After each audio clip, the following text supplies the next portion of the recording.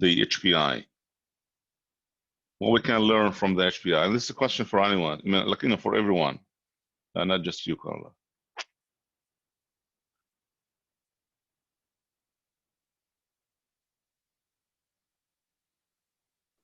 There's a history of breast cancer. Okay, there is a history, but what like lesson we can learn as healthcare professionals that we can also teach, the lay people, not just patients, also lay people, public. Starting to get mammograms. Mammograms, okay. Earlier than the age of 40. Mm-hmm. Yeah, the age, I think you should start getting mammograms if you have a family history. Mm-hmm. Like I think it would be A at 35. Okay. Because you have that family history because her mother and the sister has it. Mm-hmm. Good. So which means that, the message is that the prevention, screening. So screening for breast cancer is very important, given that also the BSA, breast self-examination, BSE, I'm sorry, the testing, and also the mammogram, according to the protocols, certain age. We'll go over that in a minute. So prevention. That's the point here, which is screening and prevention. So the which is a public health kind of topic. You will go probably you will cover a part of this in community health nursing next in the spring. So at what age? So which leads us to the to the age groups or recommendations or recommended age age for the mammogram, when it should be done, and that depends also on some other factors. So Carla, what do you think? The answer at what age is mammogram?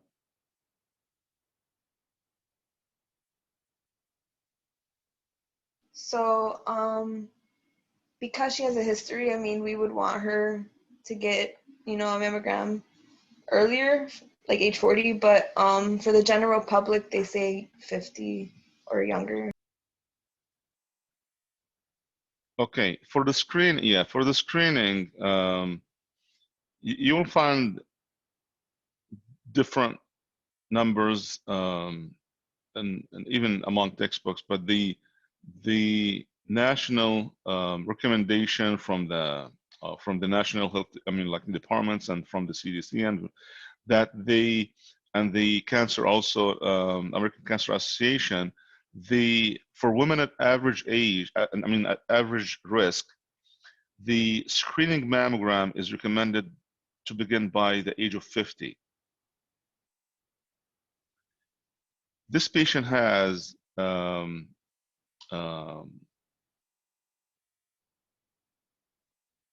history of the patient have a significant family history.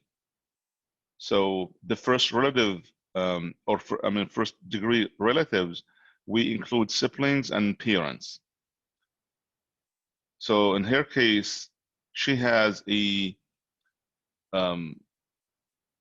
high percentage of risk. So she should be should start at least at the age of 40, not 35. 35 is still still that early. You sometimes hear this number from certain practitioners, but we will go with 40 and 50. 40 for individuals who have a history with like family history, and without will be 50. So the woman in the general population has a risk of 1 in 9 without a family history. But with 2, given this, like this patient has 2 siblings, or two first degree relatives with breast cancer, so the risk goes up to about 40 to 45%. So we'll go with 40 with risk, and then 50 without. Next is TN.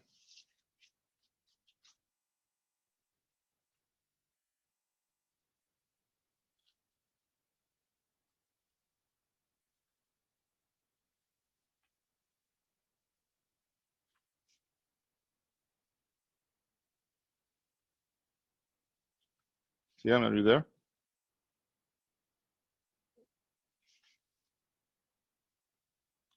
Shanika?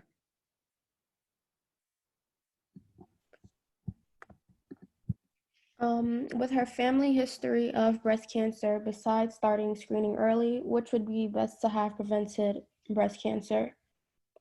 Would it be BRCA testing since it runs in her family? All right. BRCA testing. Can this prevent breast cancer? The BRCA 1 or 2? When you do the BRCA Well, testing, can it does technically? it? Because after they get tested, if they're shown to have a strong indication for it, then they could do something like remove their breast, which can help prevent it. So can it be used as preventative? No, the BRCA test doesn't prevent cancer.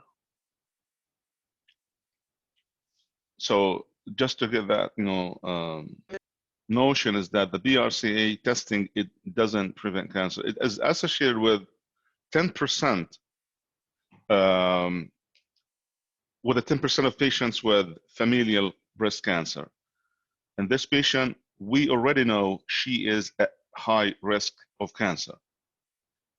So also it's not clear with, when it comes to the BRCA testing, it is not clear what the BRCA offers for us. It's still very controversial, area, like a gray area. And I know that, some celebrities, they do the, prophylactic mastectomy based on the BRCA testing, but it's not that clear area. So it's not clear, the benefit of the BRCA testing, it's not clear yet. The treatment that will definitely prevent cancer to a high extent would be a very well-known and widely used medication. And it can reduce it down to about 50% in the risk, in patients with, people with high risk of breast cancer.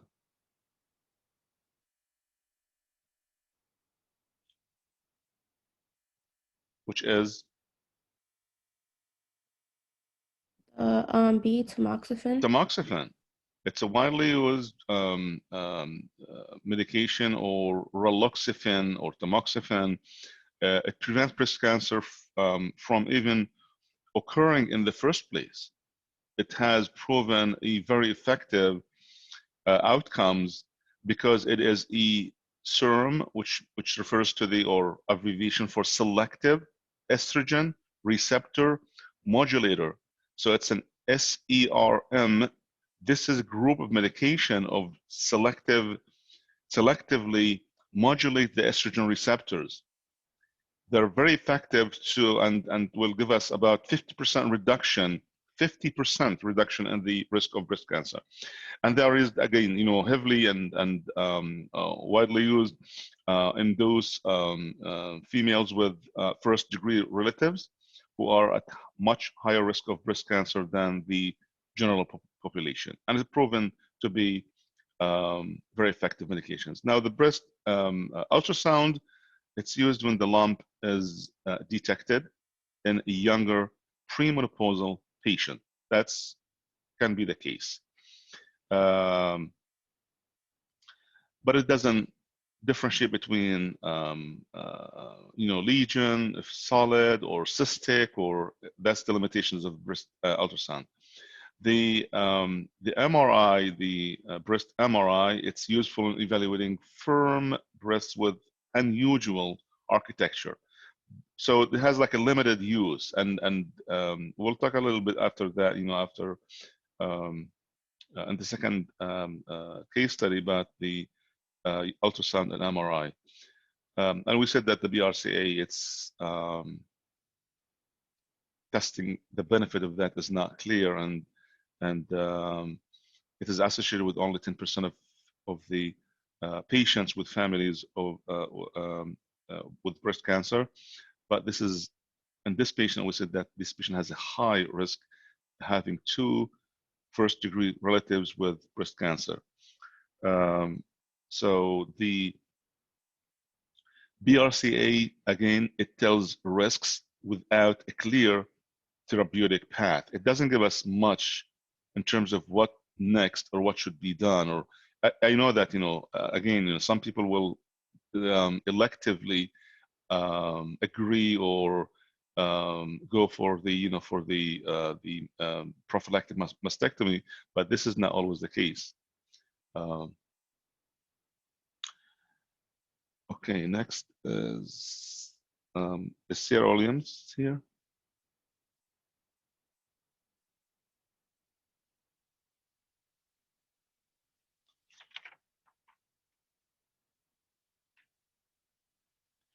Maria?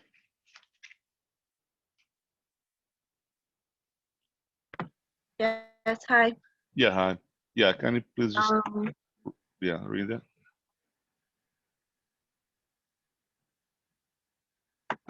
which of the following should, wait, you want me to read the patient return? Yeah, let's just go over, the results of the testing or the, because the patient has an initial order of needle aspiration biopsy. And before I get to that, just to highlight the SERMs or the selective estrogen receptor modulator medications like tamoxifen, is that they will be antagonizing the cells or receptors at the breast tissue or cells, but they will be agonist at the bone, endometrium, and clotting factors. So it'll be antagonist at the breast cells, but they will be agonist at the bone, endometrium, clotting factors, which means that that could be the side effects that you can deduce from being agonistic at the bone, endometrium, and clotting factors. And I will also again go over also the side effects in a few minutes. So the report, Maria, report. So the patient returns after the breast biopsy, which shows infiltrating ductal endocarcinoma of the breast. The report shows estrogen receptor was positive, progesterone receptor was positive, no cancer mammography of the breast, and HER2 and EU antigen increased. Which of the following should be done next?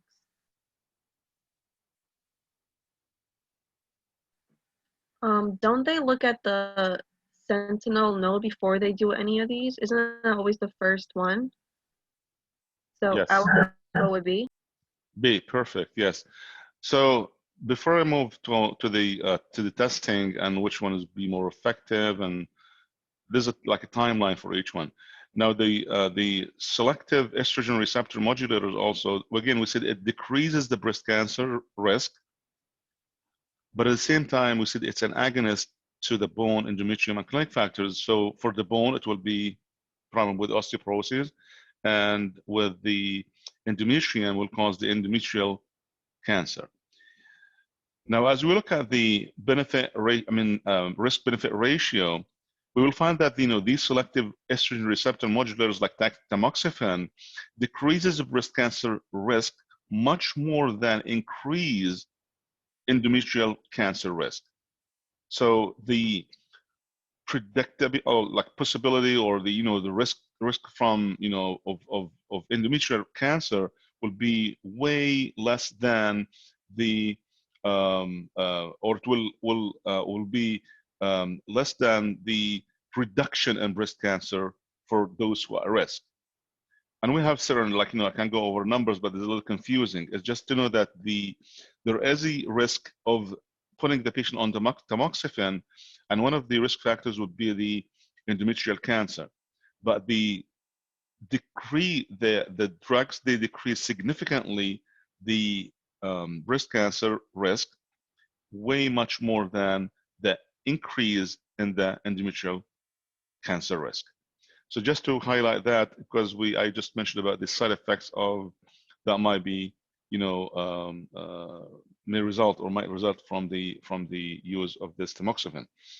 So back to the to the testing and what would be the most more like appropriate testing done at this point, the sentinel node node biopsy, which is sentinel node. And when we say sentinel node, what is the sentinel node from the pathophysiologic or from the pathologic perspective?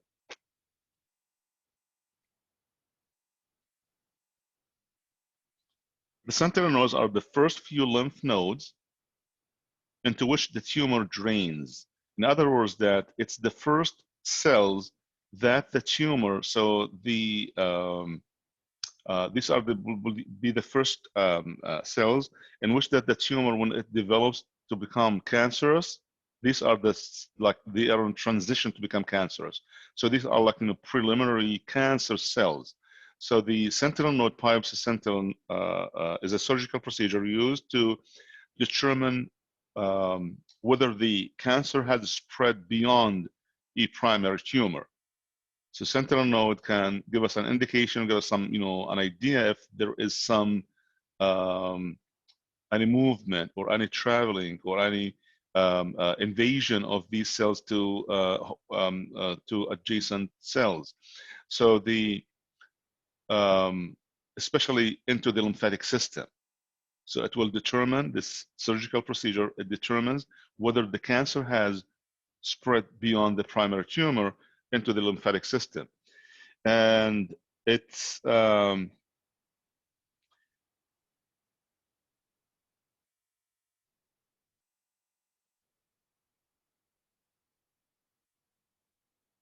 they use what is called the contrast media, and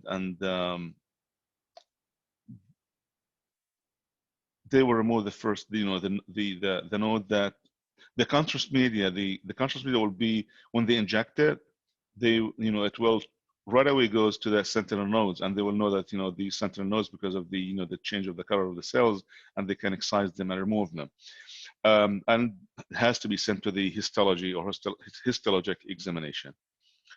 Okay,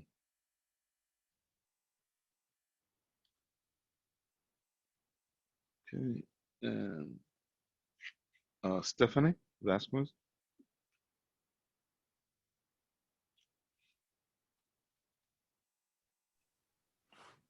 Okay, so as you have the results for the neobiopsy and the mammogram showing a unilateral unifocal lesion, you should proceed to order the procedures as needed. Order surgical consultation, oncology consultation, sentinel nodule biopsy, lumpectomy, radiation of breast tissue. Suppress estrogen synthesis through inhibiting aromatase. Yeah, so this is just the to highlight the importance of these drugs and the treatment of patients with breast cancer. So that which is in the other set of PowerPoint slides, number 40. That's so the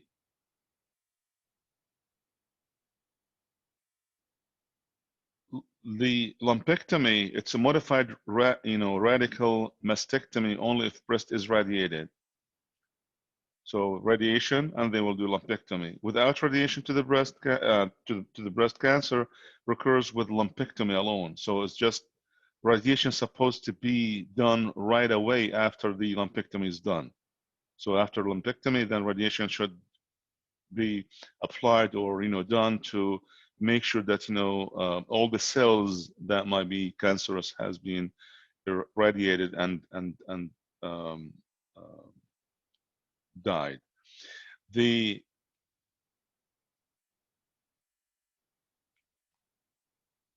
There's another set of medications. So before we get into that, we have testing called HER and TR, which is estrogen receptor, PR, which is progesterone receptor, and we have the antigen. So at least just from these testing to know that we have HER2 and we have even HER1, but just to know that the when these tests are positive, there is a high risk. So when there is, these high, positive high, there will be high risk for breast cancer.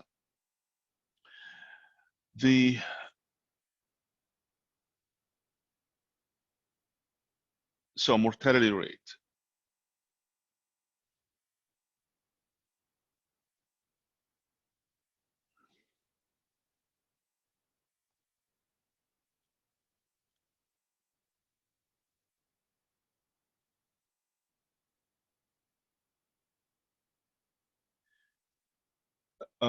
One more thing about the estrogen receptors and progesterone receptors is that when we do when the breast tumors are tested to see if they are positive or negative for the estrogen or for progesterone receptor, the hormone receptor tests, these hormone receptor tests, they are both are used for prognoses, like to evaluate the prognostic and predictive for future like therapeutic management. So tumors that are estrogen receptor positive and progesterone progesterone receptor positive, so both are positive, the ER and the PR, they are slightly slower growing and they have slightly better prognoses than the tumors that aren't. So this is just an example of how we can use the ER and the PR when they are positive. So if both positive or either one is positive, means that the tumor growth is slow, and it has a better, slightly better prognosis than tumors that are negative. So it's not always a negative thing to have, to have ER and PR, either one or both positive. There are a lot of medications to treat patients with breast cancer, and the approved, we have the two groups of approved medications to treat. The first one is called AI, which is aromatase inhibitors, AIs, aromatase inhibitors, like the Arimidex, for example, the Femara, the aromazine. And then we have also the other group of medications, when the metastasis, or patients or women with metastatic breast cancer, we use hormone therapy options like the Faslodex and the Megace. And I think some of you have heard this medication being used also, the Megace, which is megestrol acetate or Megace. It's like a milky kind of consistency and color, and looks like it's a milk of magnesia.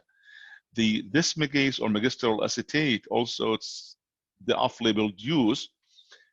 If you have seen this, used for in like older adults or patients with, especially older adults, when they have a poor appetite. So it stimulates. So the off-label use for this neoplastic agent for breast cancer is also, it can stimulate appetites. That's why you'll see, older adults, or patients with with poor appetite will be on Megace for that. So, so which of the following will lower mortality the most?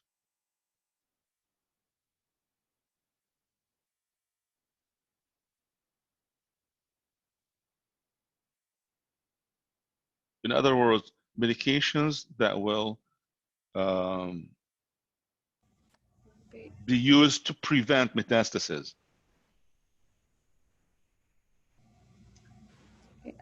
Adjuvant chemotherapy? Yes, the adjuvant chemotherapy are the most effective medications to lower mortality the most, not the first, second, or the oophorectomy. Oophorectomy, which means Of your eggs. right, removal or excision or surgical excision removal of the ovaries. So the adjuvant chemotherapy provide a definite mortality benefit. The adjuvant means chemotherapy that is used to prevent metastasis, and it's not prophylactic because patient already has cancer.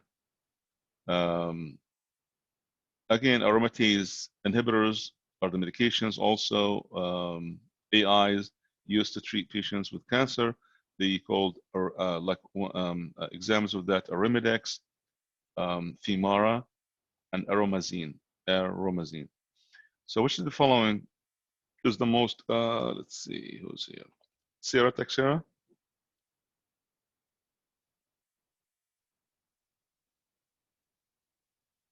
Is Sarah here?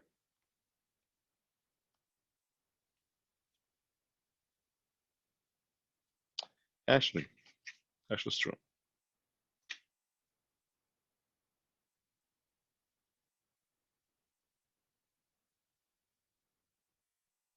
Ashley? Is Ashley here?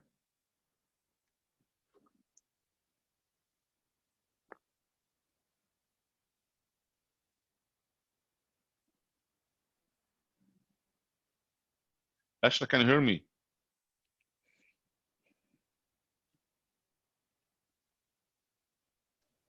Oh, sorry. My headphones are down. Sorry. Yeah.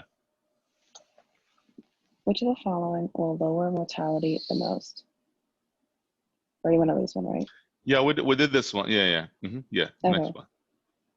Which of the following is the most common adverse effect of aromatase? Hey, remember Aromatase inhibitors, yeah. Okay. Which of the following? Since we're just talking about, I would say ovarian. The aromatase inhibitors. We remember when I said it has significant effect on the. It's an agonist on the bones, so it will cause osteoporosis. So because the aromatase inhibit the estrogen production with side effects including bone loss. So the yeah. That makes sense. Yeah. So would you So take that as in addition to something else? you mean? Like you would take the inhibitors, but then you would probably take something else to.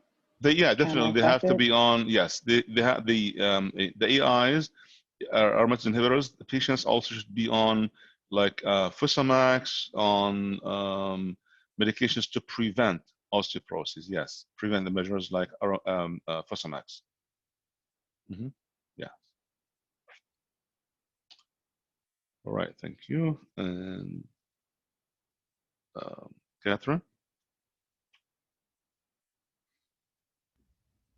To provide blockage of estrogen in the premenopausal woman, Leuprolide and Goserelin are sometimes given to prevent the need for a oophorectomy. How do they work? Maybe these.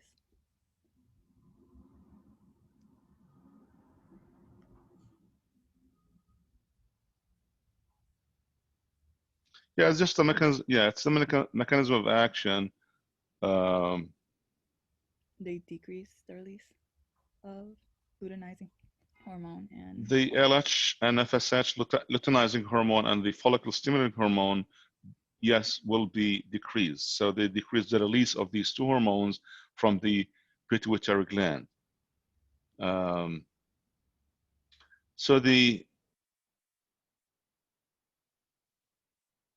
treatment that will lower back to the the concept of because this patient undergoes radiation therapy to the breast after the lump is removed surgically. So surgical removal of the lump was done, and then patient underwent irradiation therapy because the lesion is over 1 centimeter.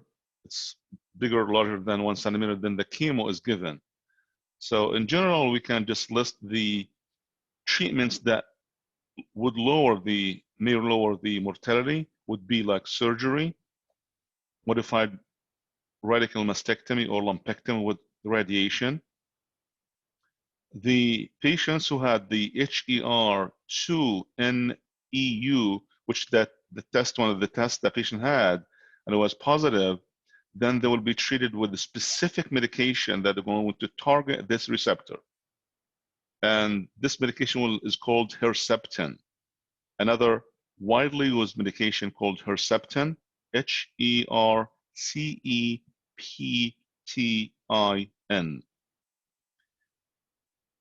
If like extra HER2 present in terms of the testing, patient showed large amount of HER2 NEU receptor presence, then they will be treated with the Herceptin. Trastuzumab, that's the generic name for the brand name called Herceptin. You will find the other name it's the generic name for that, for the Herceptin, is called Trastuzumab.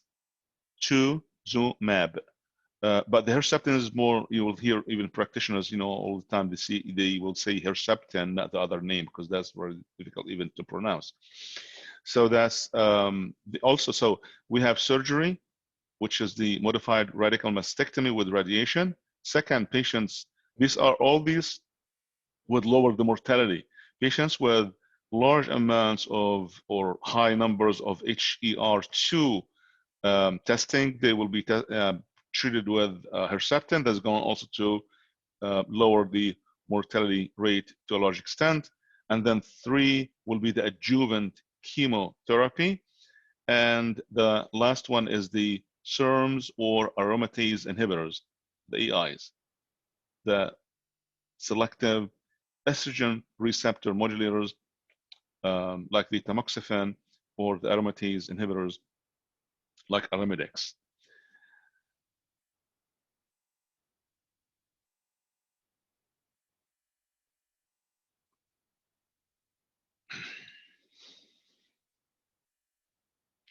Okay, next is Minji.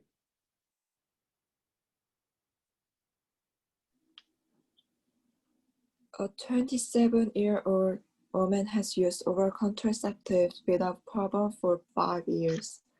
However, she just read an article about complications of the OCs in a popular women's magazine and asked you about the risk and hazards of taking OCs. Correctly tell her which of the following. D. The risk of bearing a child with major congenital anomalies is increased.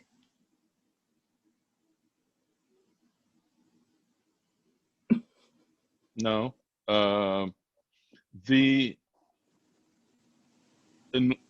So what's wrong with D? D is not correct answer. Anyone knows why D is cannot be correct? Like it's an incorrect answer, like wrong answer? Or in other words, it's a distractor. How D is a distractor?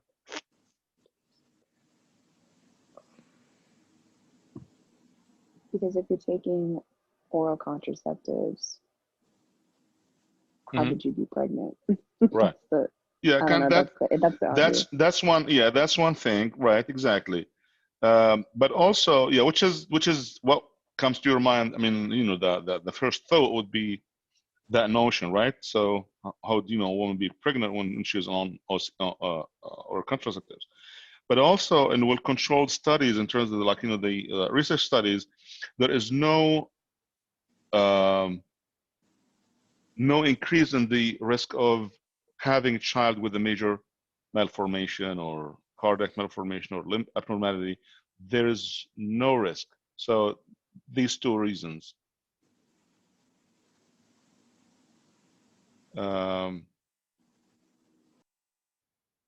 So D is incorrect.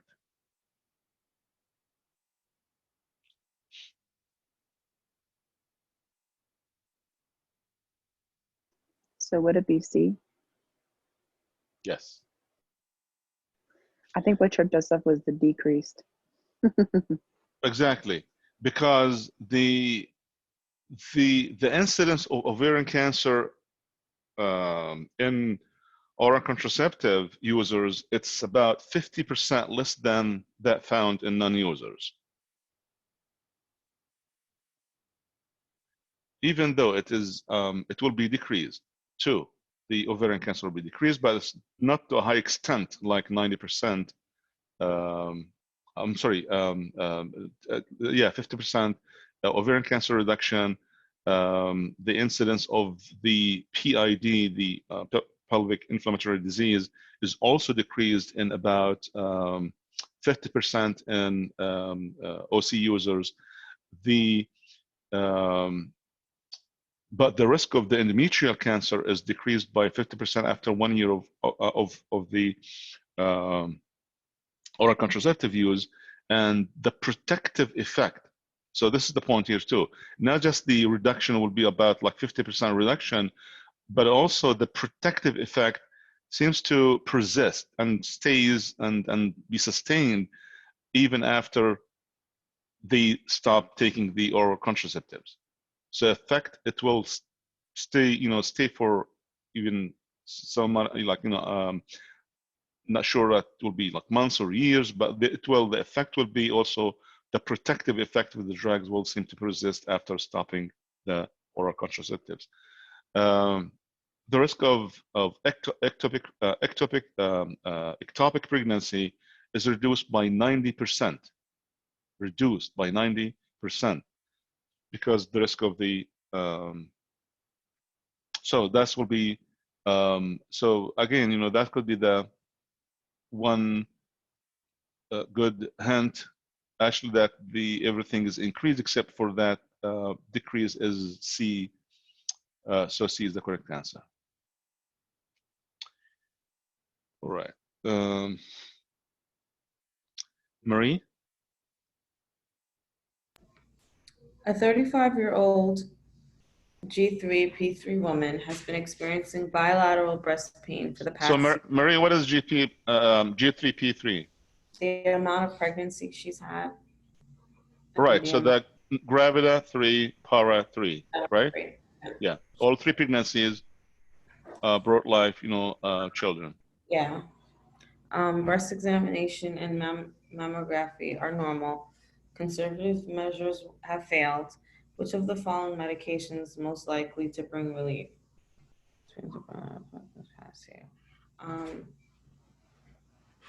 Would it be the tamoxifen? Mm-hmm. No. Yes. Yeah. Okay.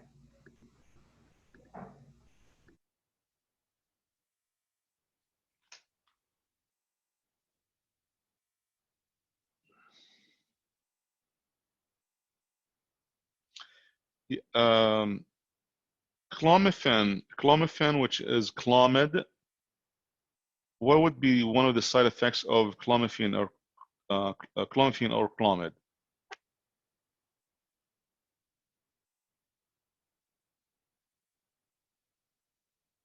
Aside that it may have estrogenic side effect, which in other words that will increase the estrogen,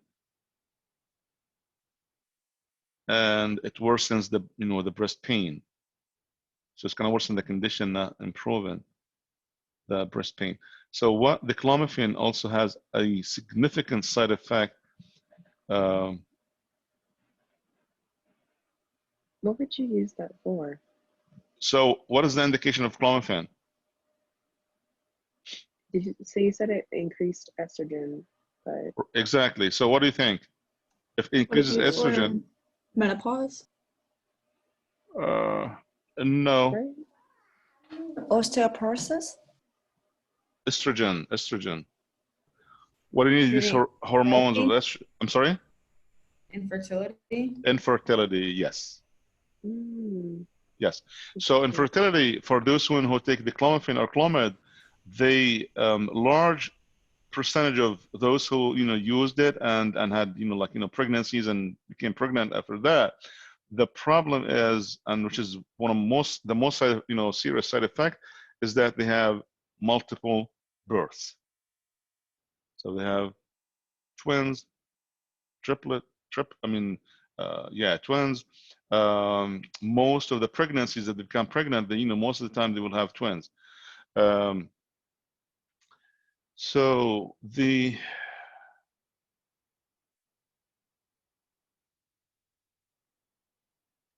progesterone, which is the last medication, which is medroxyprogesterone, many women who receive the progesterone, they note that they develop the breast discomfort and pain that's secondary to the fluid retention and fluid overload from the effect of that hormone. The hydroxychloroquine, the hydrochlorothiazide, which is the HCTZ, it doesn't have any effect, or it is irrelevant to the question.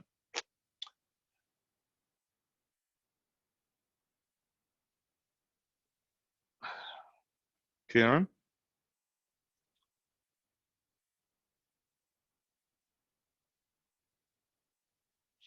Is Karen here?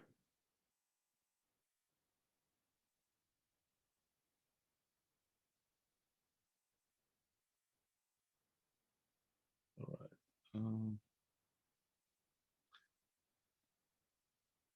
Jackie?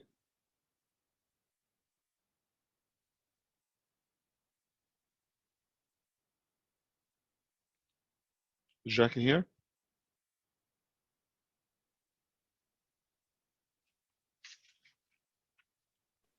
No.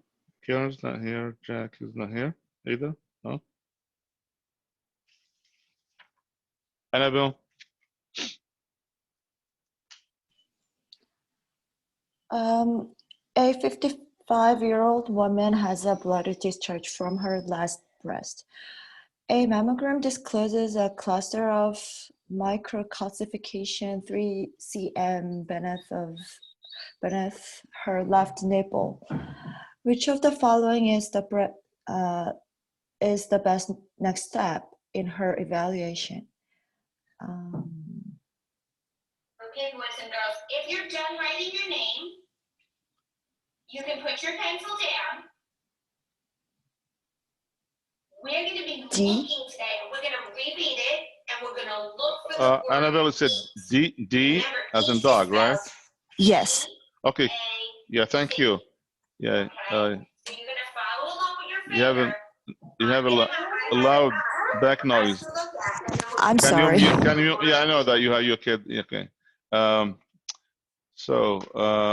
Yes. So the age-guided precautions. Percutaneous biopsy. It is preferred because the fine needle biopsy has about 20% false negative results or rate.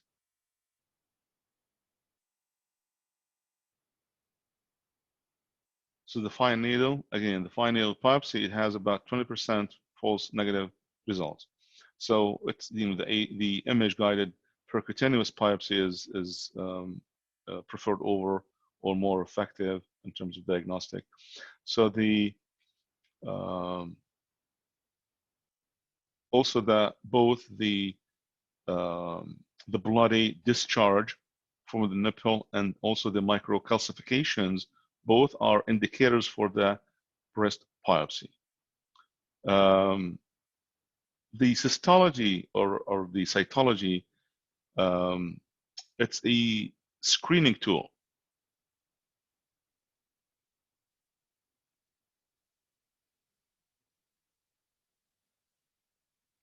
So So it is mandatory, it's recommended that if in the presence of a significant risk factor for cancer, that a tissue diagnosis, it is mandatory. So it's recommended that we do a tissue diagnosis in the presence of the significant risk factors.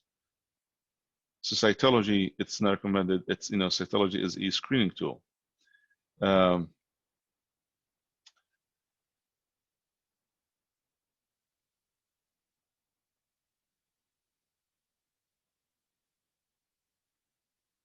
Okay, Maria Kostiska.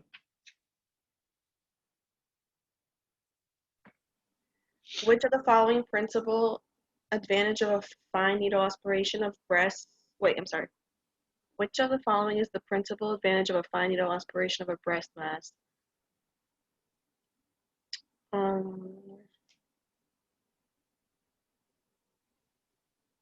Would it be E? It helps to determine the extent of the breast carcinoma.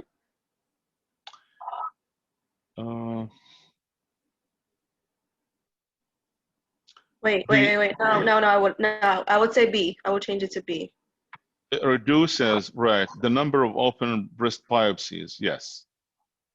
So the advantage, or more than one advantage of fine needle aspiration of breast mass, that it can distinguish between a cystic and a solid lesion. And it reduces the number also, the number of open breast biopsies, because breast biopsies is going to be like an open, open surgery when it's positive for cancer. So it reduces, so it's benefit, the advantages of that, at least two. It can distinguish between a cystic versus the solid lesions. So it's good for differential diagnoses, and also it reduces the number of open breast biopsies when it is positive for cancer. The negative needle biopsy is a non-diagnostic, and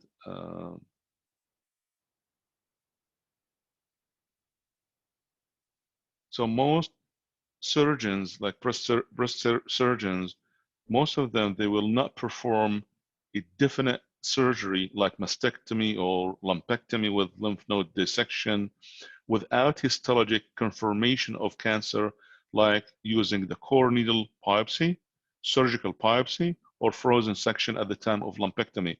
Some surgeons, they prefer what is called the frozen section. Anyone knows what the frozen section is? Frozen section, though, yes. Anyone knows? So the frozen section in the OR, during the surgical, like the surgeon will start the surgery to excise the lump or lumpectomy or mastectomy, or modified mastectomy, and then they will instantly they will excise a tissue and send it to the lab for what is called frozen section, and wait in the OR. The surgeon will wait for the results. Takes about 15-20 minutes, to get the results from the lab, and they will move on, continue, and they will do the subsequent step based on the results of the frozen section.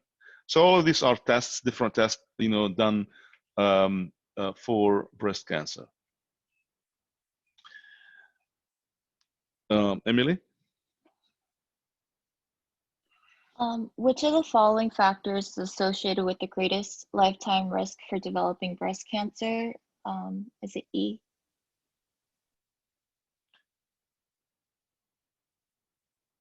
I know that all of these are possible factors or risk factors, but can you recall from pathophysiology, we said number one risk factor is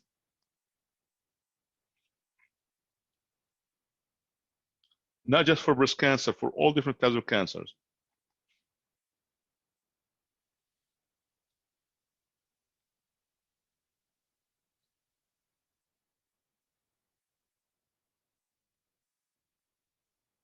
So the highest risk factor B.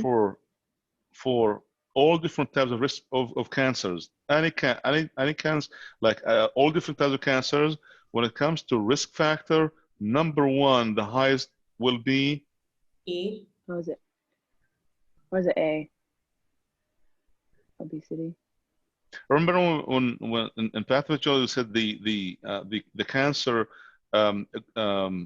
develops, or the patients when they have cancer, the cancer and the pathophysiology of cancer, it takes 3 steps and phases: initiation, promotion, right? So the steps, and there is some mutations, and that mutation is basically that our immune system with the our immune system is attacked daily on a daily basis with with mutations, and our body corrects it. Our genetic makeup will correct these mutations.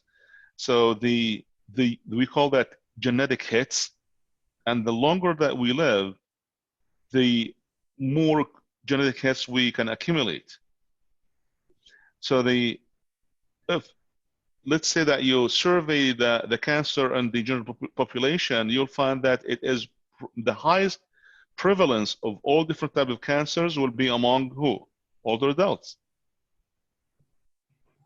So in other words, that the age will be the highest risk factor, not just for breast cancer, for all different types of cancers. So all of these are risk factors, yes, but the most important one is age. So the factor associated with the greatest lifetime risk for developing breast cancer is age of the woman, because the genetics risk factor or the heredity breast cancers account for about 5 to 10% of all breast cancers, and give the woman a relative risk of approximately like 2. We have risks goes from like 0 to 1, 2, 3, and 4, and so we go like numbers like that. So if with the relative risk is about 4 when the woman has the first degree relative, goes from 2 to 4.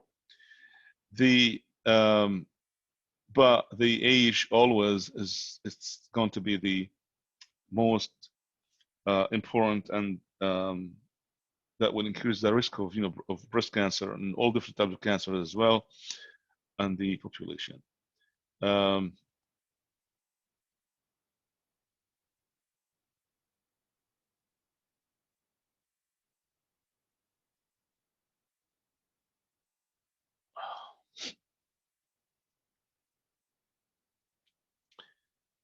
Joseph?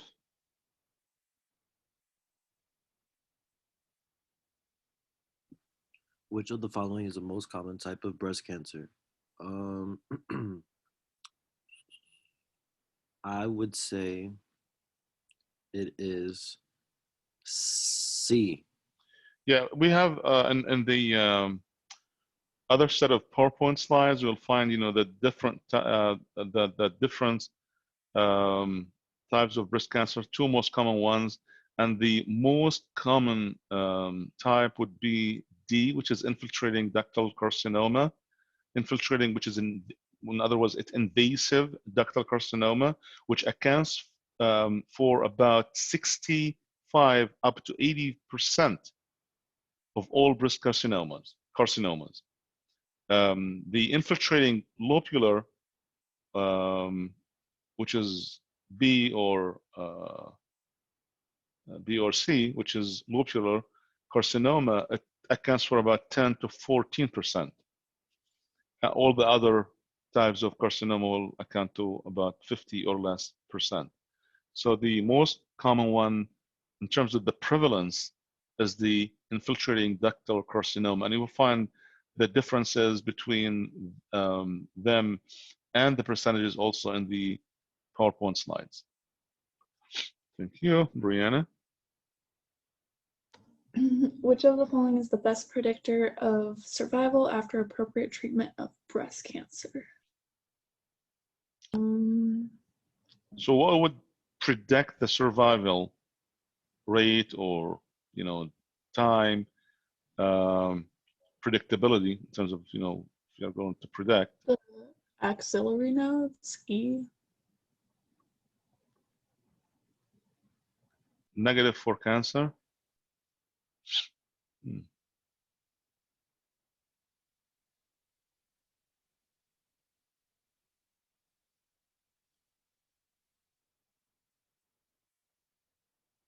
Yeah, there's a controversy about that.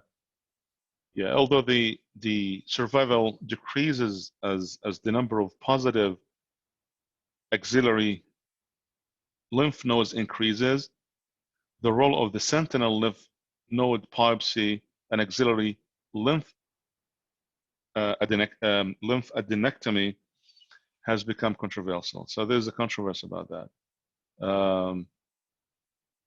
And there appears to be like a trend against the axillary lymph adenectomy, especially with ductal carcinoma in situ less than 1.5 centimeters in terms of diameter of the tumor of the. So in women with the primary tumor of 1.5 or 1 or 1.5 centimeter or smaller, and so it's this the size of the tumor that's the most important predictor for survival or of survival. So in women of the tumor size of 1 up to 1.5 or less centimeters or less, the recurrence risk is approximately 15%, primarily because the likelihood of complete excision is greatest, because the smaller the smaller the diameter of the tumor, the high likely that the tumor is going to be eradicated completely, excised surgically completely. So the likelihood of complete excision is greatest. So we basically can remove every single cell when it's small. It's very simple, very easy to remove the tumor completely. When it gets bigger than 1.5, then it's very difficult to remove all adjacent cells. You'll be careful as you excise.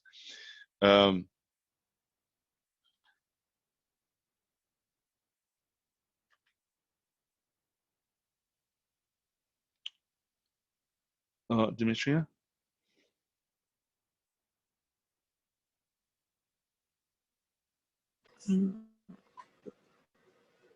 I'm not sure.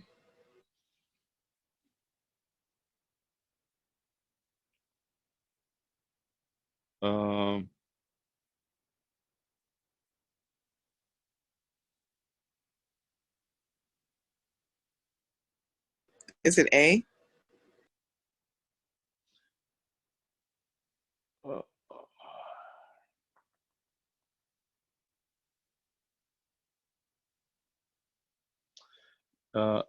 No. Would you do a breast ultrasound? Can you try? Ultrasound. No. Oh, maybe. Okay, so at 30 weeks gestation, it might be her. It's two to 3 centimeters. It's not small. Okay. It's 2 to 3 centimeters. It's not small tumor.